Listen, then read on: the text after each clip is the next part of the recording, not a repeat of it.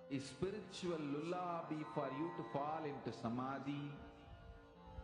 Suprabhatam, wake up song for Paramashiva to wake up in you. Just remember this one powerful cognition. This Mahavagya puts me in samadhi. This is spiritual lullaby for samadhi. And Suprabhatam, wake up song for Paramashiva in me. For Paramashiva to manifest. With this one spiritual powerful cognition, chant this Mahavagya.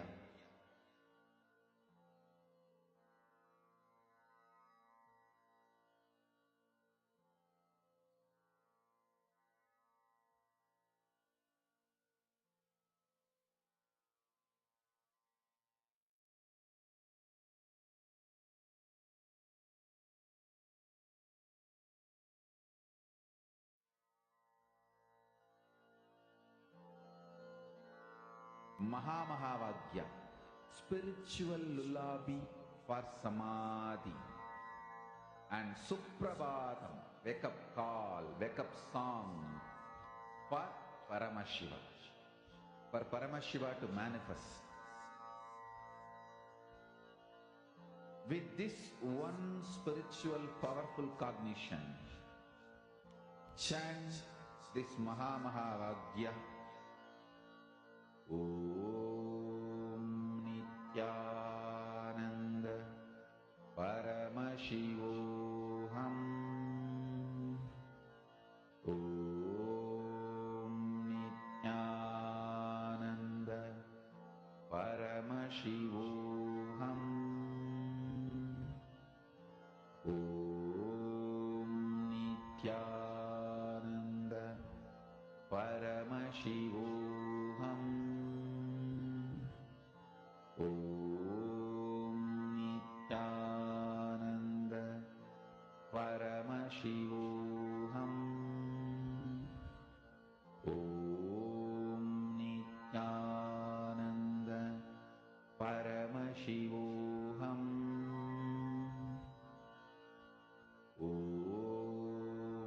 Nithyananda Paramashivoham.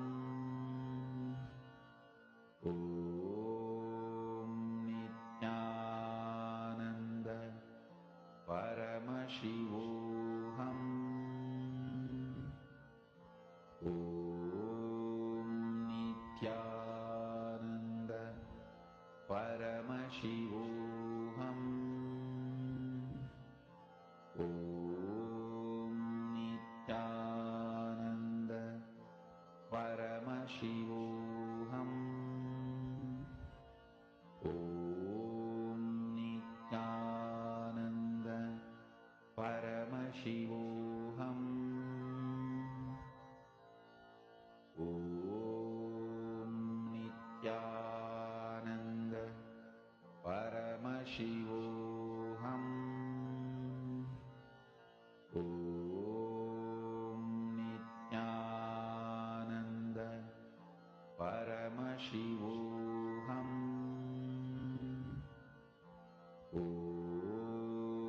Nithyananda Paramashivoham. Om Nithyananda Paramashivoham. Om Nithyananda Paramashivoham. Om Nithyananda Paramashivoham. Om Nithyananda Paramashivoham. Om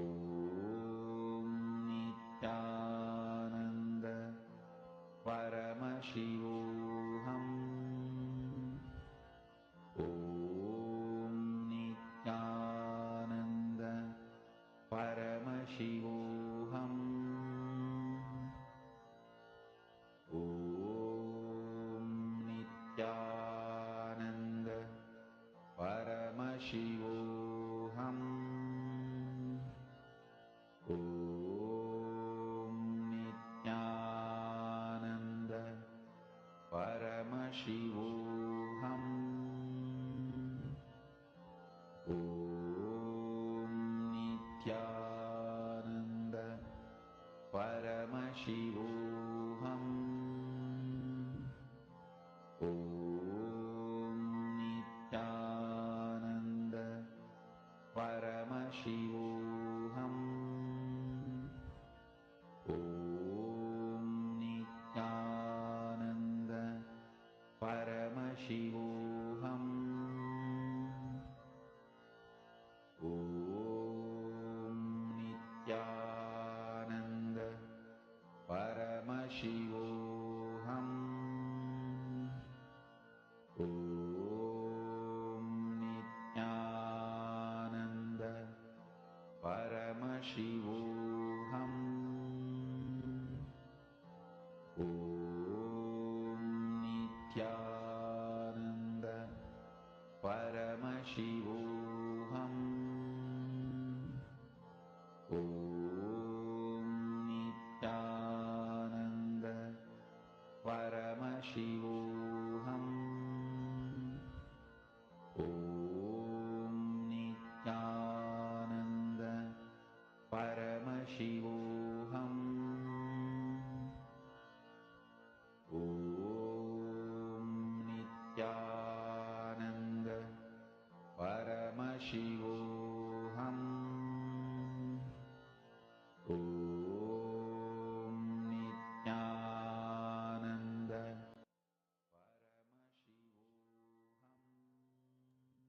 Please relax. All of you can settle down.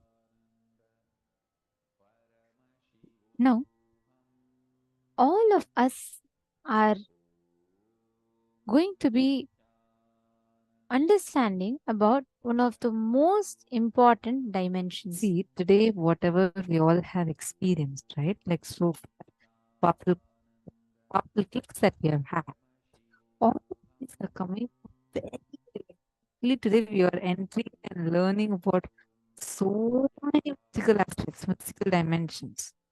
Whatever we are learning, all of these are extremely powerful and mystical. The session currently we are going to be entering into is how are we going to be receiving these initiations, these mystical initiations directly from the Divya Sharira of Swamiji. What is Divya Sharira? How do we all have this Divya Sharira? The science of Divya Sharira. Let's now listen to the revelation from Swamiji. If you want to become extraordinary, you have to do extraordinary things. Carve out your identity, Divya Sarira, enjoying the enlightenment being in this loka, carving your integrity, authenticity, responsibility, enriching. Divya Sarira, pure identity, just like how you build this body, food, workout, rest, care, same way, build your Divya Sarira. That is what I am saying, carving out your spiritual identity. Build your Divya Sarira with integrity, authenticity, responsibility and enriching. Carve your Divya Sarira. What is Divya Sarira? I will define, understand?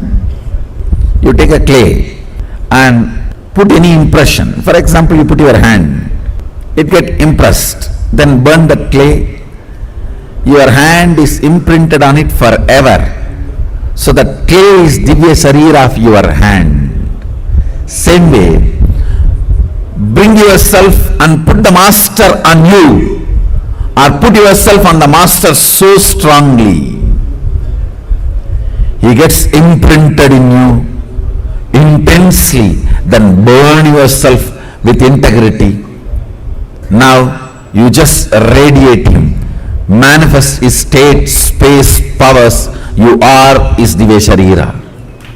Thousands and thousands and thousands of years, Sanatana Hindu Dharma has kept this great science of producing Divya Shariris alive.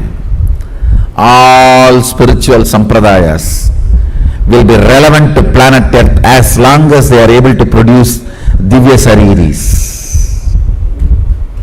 If you are living the state, space and manifesting powers, your Divya Sharira has started getting built. It has started happening. Build your Divya Sharira intensely.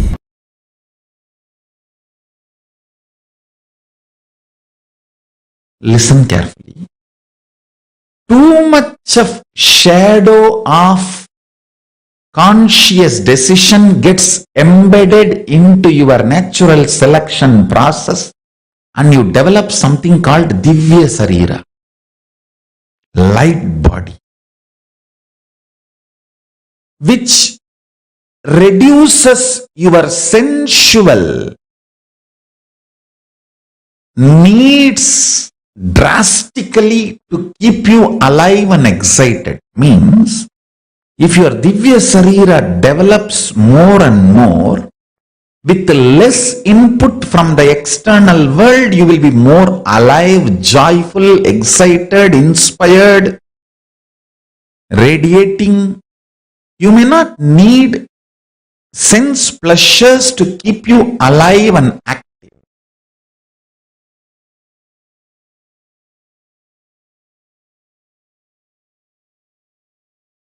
Listen intensely. Divya Sarira, the body, indestructible, effulgence, which is inside all of us. Please understand, this Divya Sarira is the core component of all of us. There is no person who does not have Divya Sarira. Everyone has a Divya Sarira. How much ever you think you are good or bad, you think you are God or demon, whatever you think, you have a Divya Sarira. That Divya Sarira strengthened, energized, inspired by sattvic food to the body, sattvic food to the mind, sattvic food to the consciousness. Enjoy this three in your life continuously. Don't worry about what should be negated. See, focusing on what need to be negated makes you very depressed, even feeling deprived. See, if the Divya Sarira in you, the self-effulgent light body in you, if that is strong, you are an enlightened being. You enjoy best things of the consciousness, your existence. You enjoy the best gifts of your existence. If that self-effulgent Divya Sarira gets more and more covered, you get deluded, suffer with the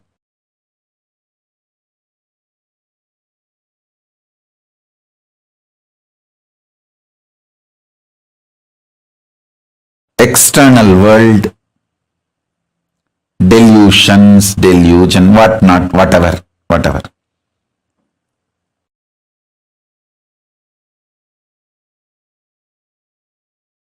Now I don't want to get into the negative side description. If you miss strengthening Divya Sarira, what happens? I don't want to waste time on that. I only wanted to describe how to strengthen the Divya Sarira.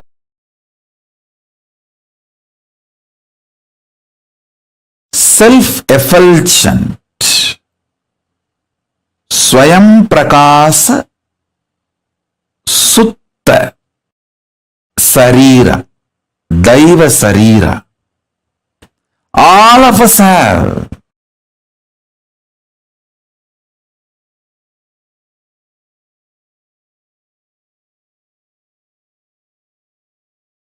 The methodologies to strengthen the Divya Sarira and manifest powers of Paramashiva, the state of Paramashiva, space of Paramashiva, and powers of Paramashiva.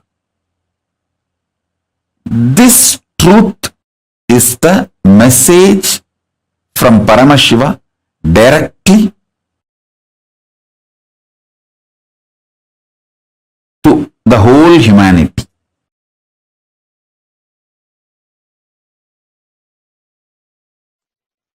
Samadhi and feeling connection empowers your Divya Sarira.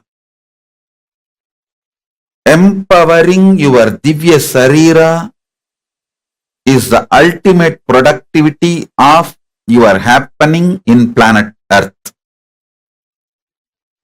Your body, physical body,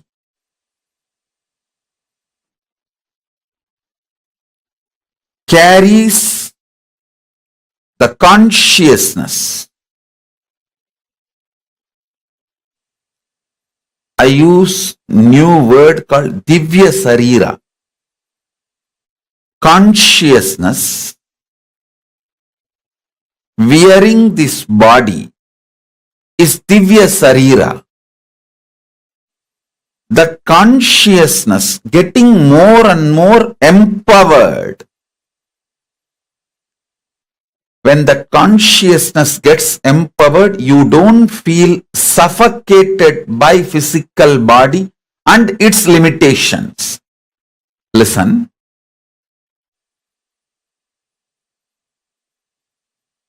If you are Divya Sarira,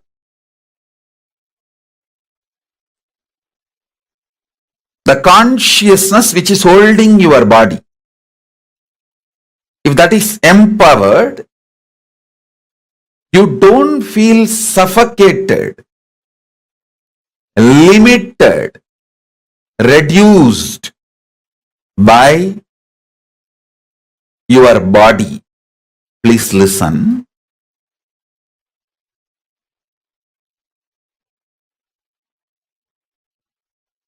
Body limiting your possibility makes you feel suffocated.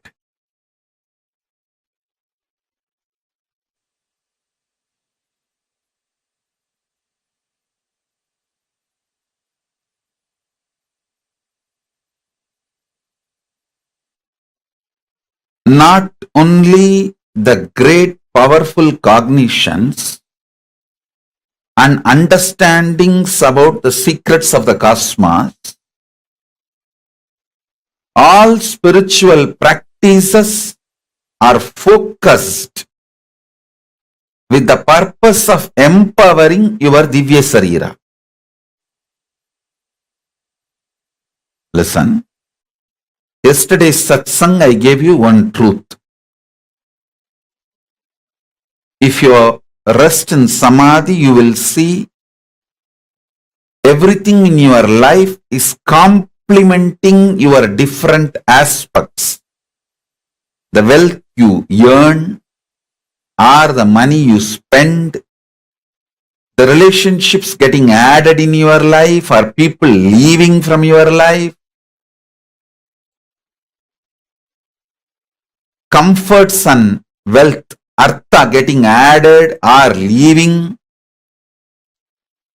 the higher values, understandings getting added to you, and middle class values leaving you, everything, if you see, it just complements your expansion. If you get terrorized by your life, suffocated by your life without understanding, if you feel everything is chaos, everything is falling apart, due to your inner restlessness, you feel whole life is complication and incompletion. I tell you, nothing falls apart, everything falls in place.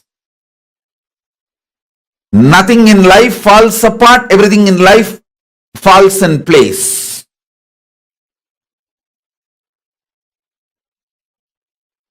Whenever I sit in samadhi and watch,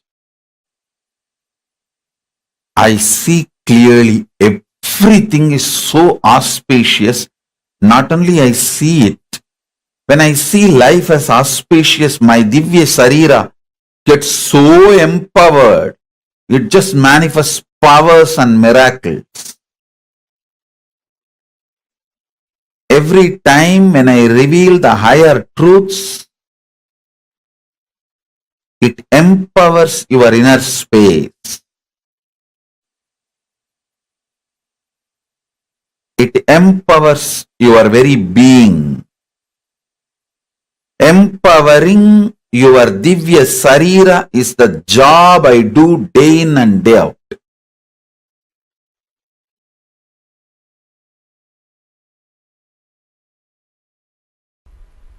If you have been a Divya Sariri, means the people who are sitting around me during the energy darshan, helping, guiding all the participants to receive energy darshan, those people are only called as Divya Sariris.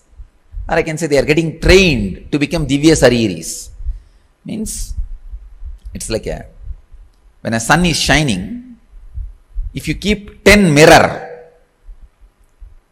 all the 10 are properly focused on sun, towards sun. That whole area, the area between the 10 mirror will shine, not only because of sun, the 10 reflections. So these Divya Sariris are like a mirror, they act like a mirror, so that the whole area intensely radiates energy. That is why people who come to have energy darshan, they literally enter my own physical body. Please understand, it's like me having an extended huge physical body. In that very intense energy field, they enter and have the energy darshan and go. If you have been a Divya Sariri, I can say at least, especially with the experience, intensely working on the body, not only you don't age, you grow younger. The growing younger happens when you become Divya Sariri. And the grace, joy, beauty starts radiating when you are Divya Sariri.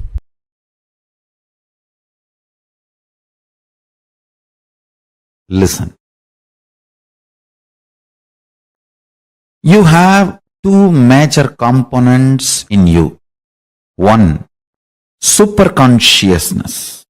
Another one, body, matter. Means Chit and Jata. Matter and consciousness. Every particle of the matter which is manifested by the super consciousness and still in alignment with the super consciousness, that parts are called Divya Sarira in you.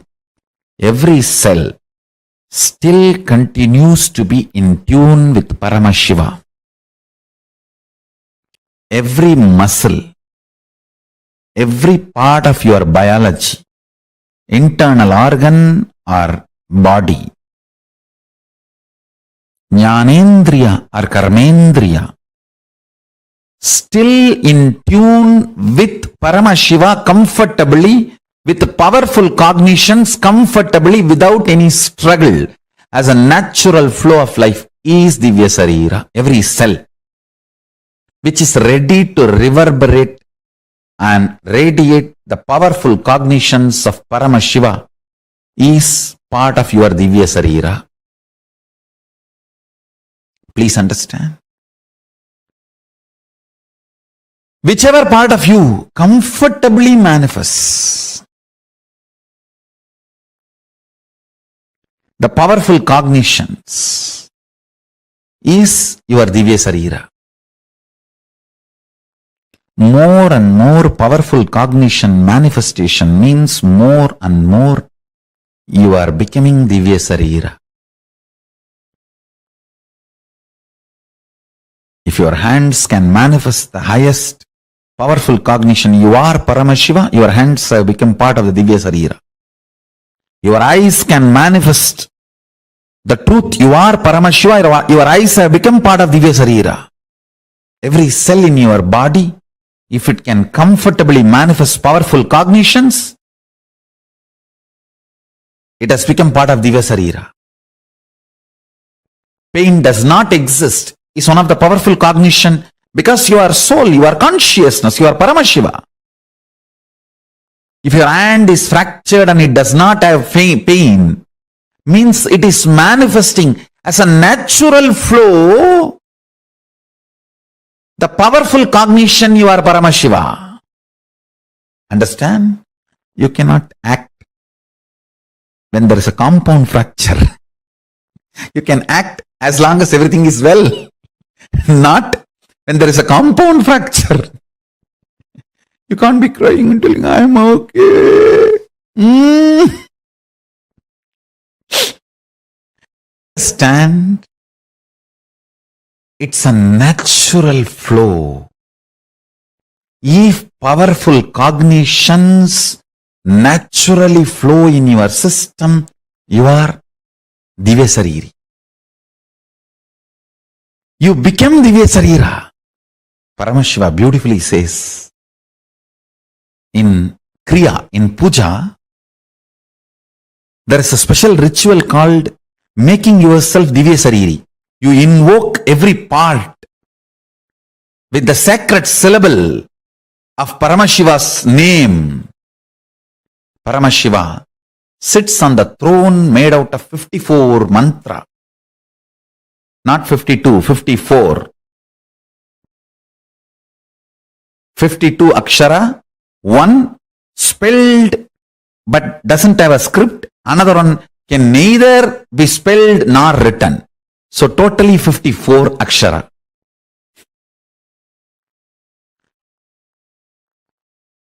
He sits on the throne which is made of these 54 aksharas. And listen carefully. When you invoke those aksharas in the various parts of your body,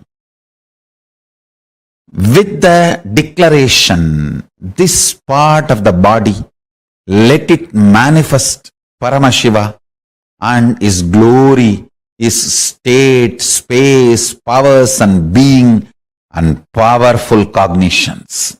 That part becomes Divya Sarira. If you do not feel pain during the multiple compound fracture, be guaranteed your body will not stink or rot or degrade when you leave the body. It will only be Jiva Samadhi. There will not be ordinary death. The body will not have any decay. Yoga Sarira doesn't decay. You become Divya Sarira.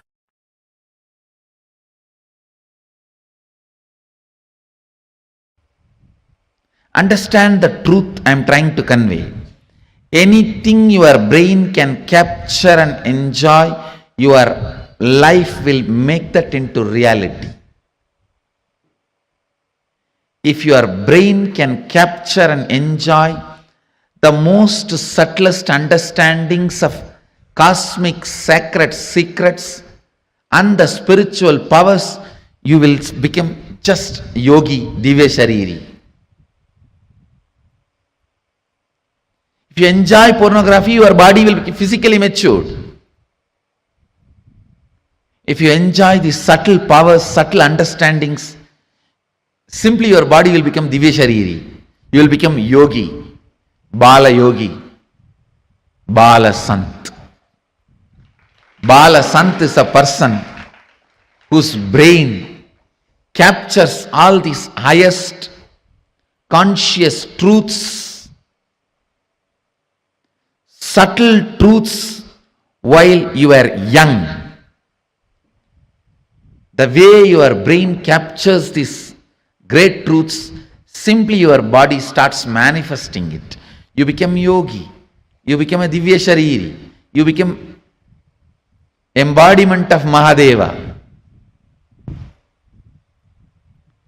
You become Bala Sant.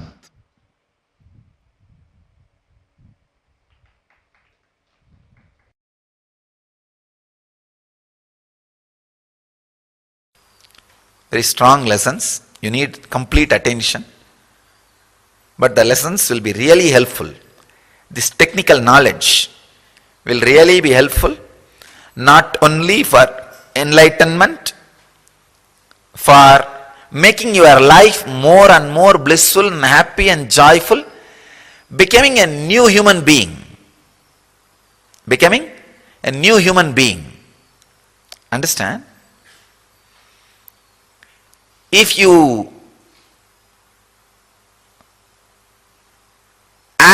cooperate as medium, and if your chakshu becomes pure next day morning, you feel, oh God, things are so fresh, alive. Then you are traveling in the path of Divya Sarira. Mouth having a deep taste, not just the mouth, the deeper mouth. It's called annak. In Tamil we say the part which hangs inside your tongue, the deeper mouth, this area. That inside the throat, feeling intense sweetness or a very sweet smell being experienced in the nose. That is what is the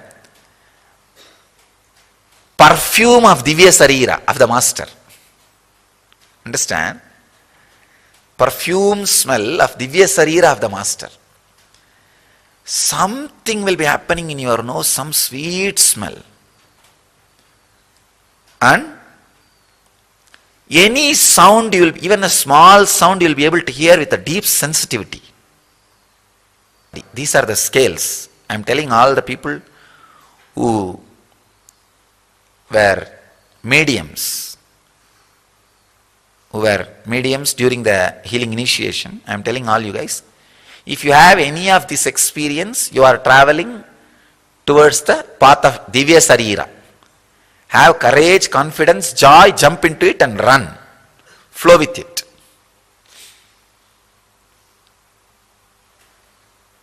I am talking about this so detailed way so that in future,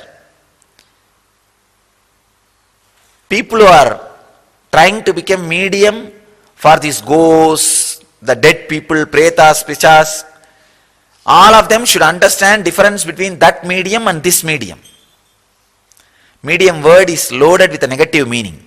That is different and this is different. This is different. Here it is becoming Divya Sarira. There it is becoming more and more unconscious.